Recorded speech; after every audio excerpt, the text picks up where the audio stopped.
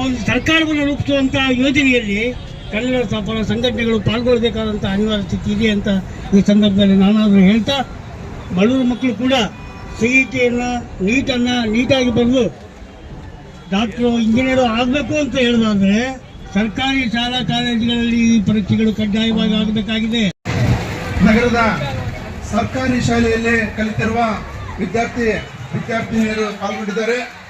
ಅವರಿಗೆ ಮತ್ತೊಮ್ಮೆ ನಮ್ಮ ಸಂಘಟನೆ ಪರವಾಗಿ ಹೃತ್ಪೂರ್ವಕವಾದ ವಂದನೆಗಳು.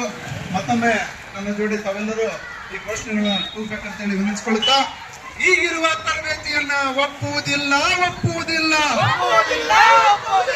ಈಗಿರುವ ತರಬೇತಿಯನ್ನ ಒಪ್ಪುವುದಿಲ್ಲ. ಸರ್ಕಾರಿ ಕಾಲೇಜುಗಳಲ್ಲಿ ನೀಟು CET ತರಬೇತಿಯನ್ನ ನೀಡಿ. ಸರ್ಕಾರಿ ಕಾಲೇಜುಗಳಲ್ಲಿ ನೀಟು CET ತರಬೇತಿಯನ್ನ ನೀಡಿ. ಬಡವರು ಮಕ್ಕಳು ಡಾಕ್ಟರ್ ಇಂಜಿನಿಯರ್ ಆಗಬಾರ್ದು.